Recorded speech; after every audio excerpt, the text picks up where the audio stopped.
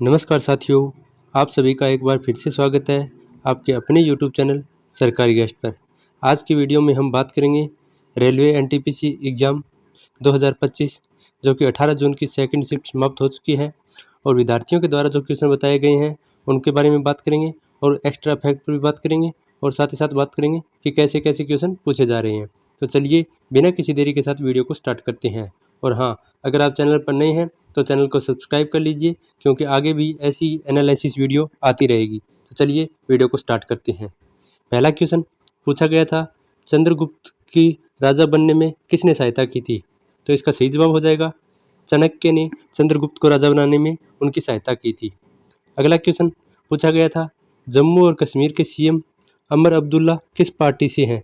तो इसका सही जवाब हो जाएगा जम्मू कश्मीर नेशनल कॉन्फ्रेंस के पार्टी से अमर अब्दुल्ला जुड़े हुए हैं। एक कंप्यूटर का क्वेश्चन पूछा गया था, पेज प्रिंट की शॉर्टकट की क्या होती है?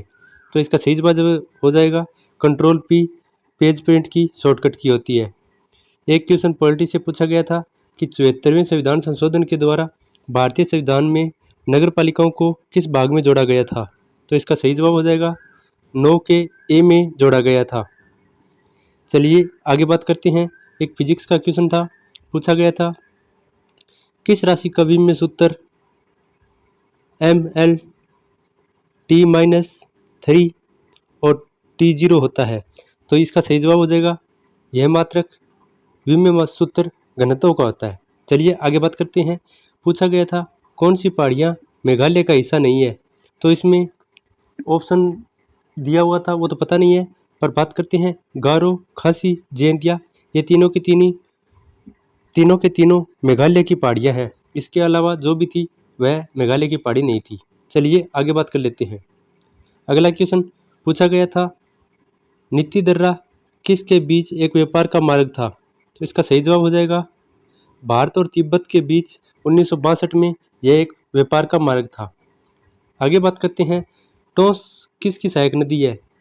तो इसका सही जवाब हो जाएगा यह यमुना की सहायक नदी है। यमुना की अन्य सहायक नदियों की बात करें तो चंबल, बेतवा और केन अन्य सहायक नदियां हैं यमुना की। यह क्वेश्चन हमने पहली शिफ्टों में भी एनालिसिस करवाया था, तो हूबहू आज ये क्वेश्चन पूछा जा चुका है। इसीलिए हम बोलते हैं आप एक्स्ट्रा फैक्ट को जरूर से जरूर पढ़ के जाएं, क्योंकि आपकी आने वाली शिफ्टों में 1 से 2 क्वेश्चन एक्स्ट्रा फैक्ट से जरूर पूछे जा रहे हैं। चलिए अगले क्वेश्चन पर बात करते हैं। अगर वीडियो पसंद आ रही है तो वीडियो को लाइक भी करें।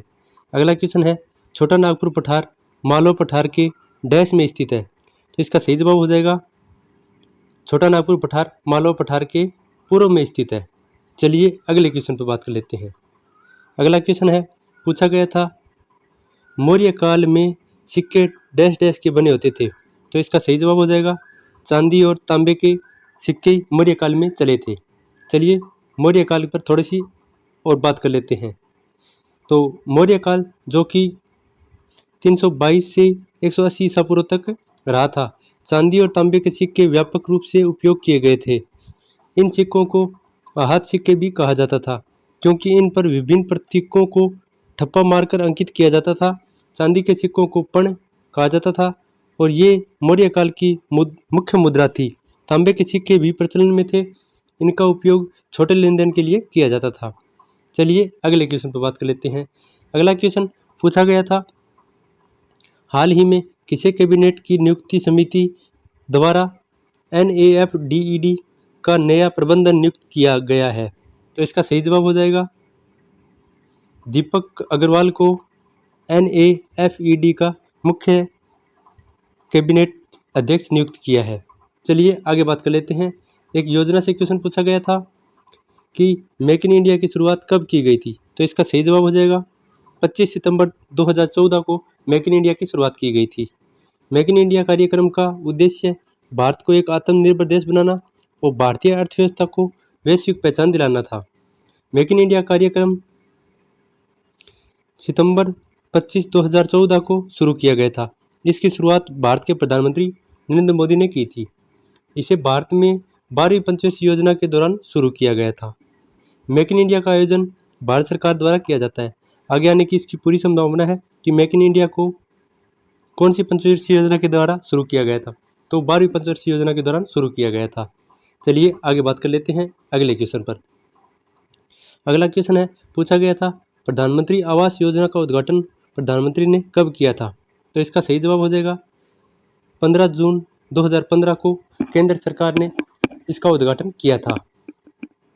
इसे हाउसिंग फॉर ऑल मिशन के रूप में भी शुरू किया गया था।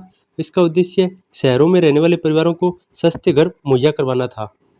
चलिए आगे बात करते हैं।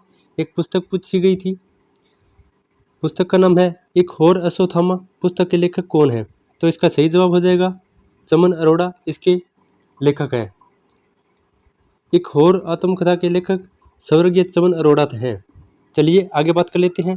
अगला क्वेश्चन पूछा गया था नैक समीक्षा कहाँ से लिया गया है? तो इसका सही जवाब हो जाएगा अमेरिका से नैक समीक्षा ली गई है। आगे बात करते हैं। दक्षिण अफ्रीका से संविधान संशोधन लिया गया है जो कि भाग 20 में अनुच्छेद 368 में आता है। चलिए आगे बात कर लेते हैं।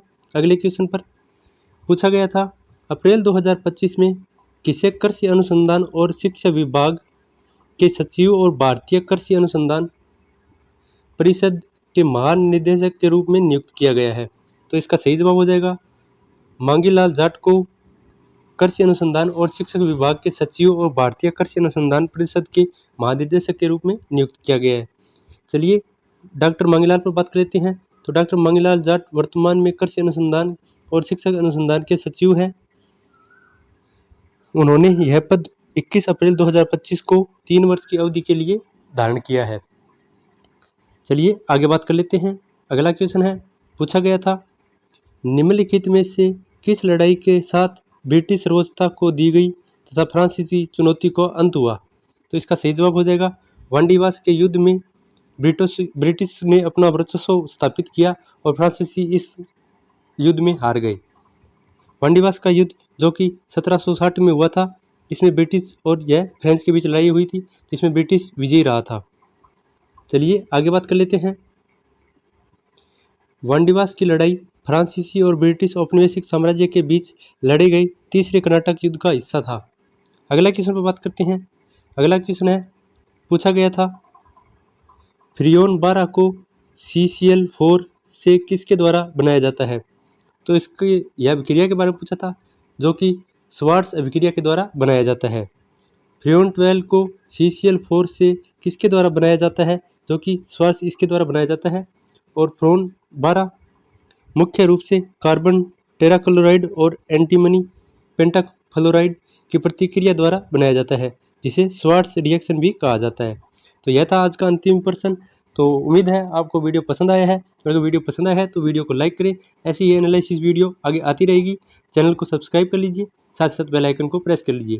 धन्यवाद, मिलते हैं एक नई वीडियो के साथ।